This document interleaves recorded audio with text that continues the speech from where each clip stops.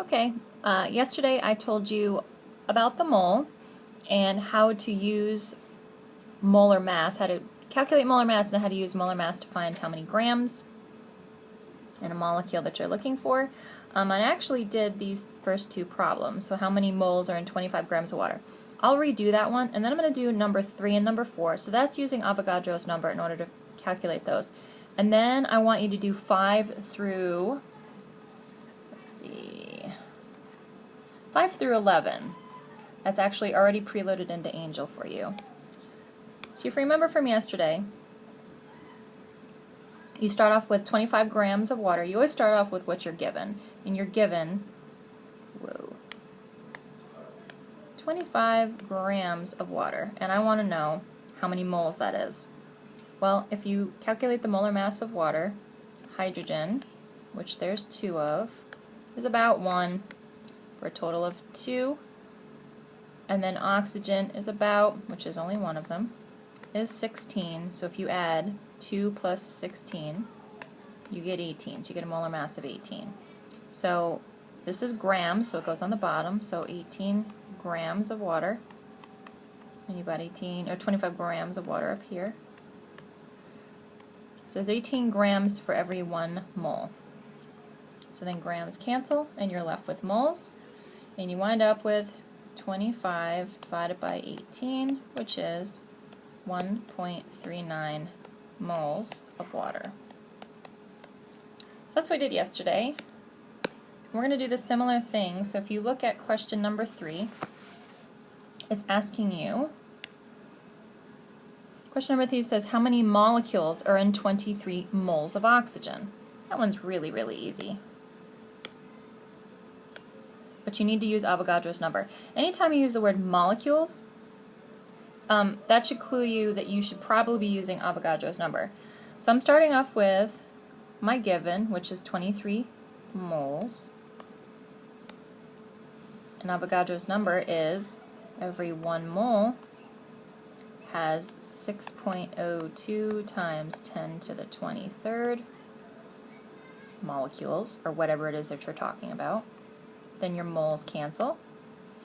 And when you multiply 23 times 6.02 times 10 to the 23rd, you actually wind up with 138.46 times 10 to the 23rd molecules.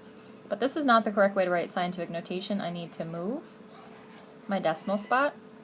So I would get 1.38 times 10 to the 25th. So that's my answer. 1.38 times 10 to the 25th molecules that I have. The last question I'm going to go over is how many moles are in 3.4 times 10 to the 23rd molecules? So I start off with what I'm given. So it's 3.4 times 10 to the 23rd molecules. And you know that 1 molecule, or 1 mole I should say, is 6.02 times 10 to the 23rd molecules. Molecules cancel. And when you divide using scientific notation, remember you subtract your exponent. So 23 minus 23 is 0.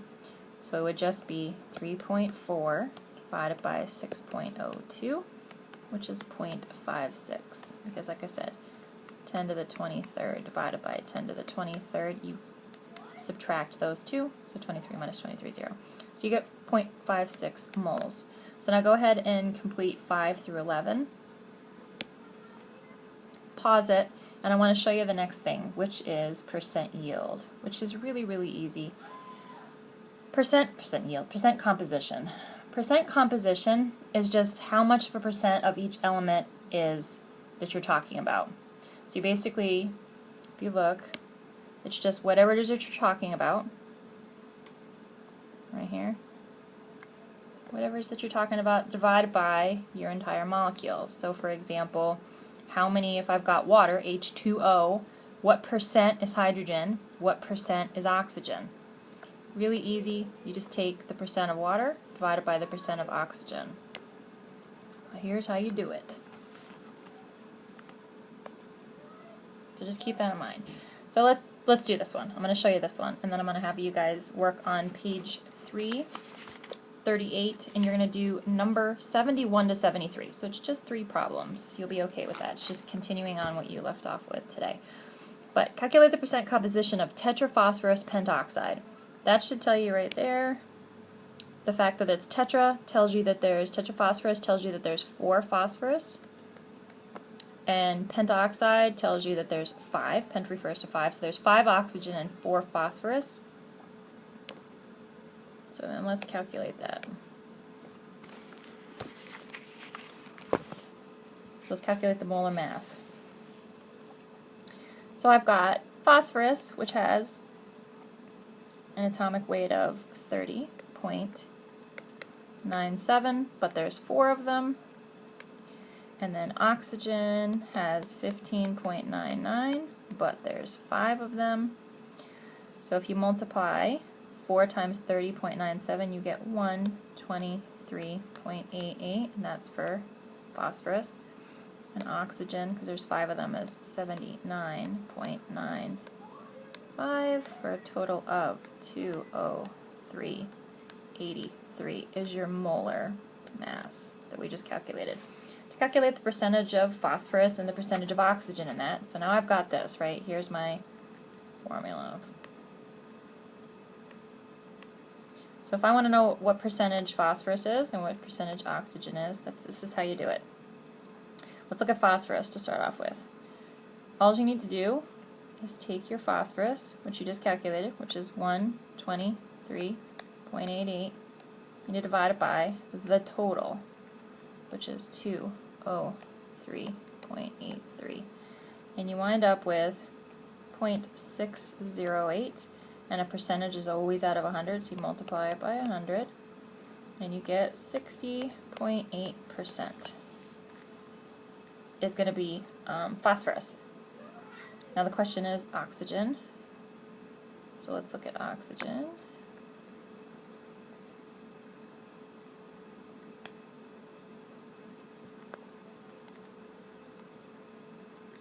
So now oxygen is 79.95. That was the molecular, or the molar mass out of 203.83, and I wind up with 0.392. Multiply that by 100, so that's 39.2%.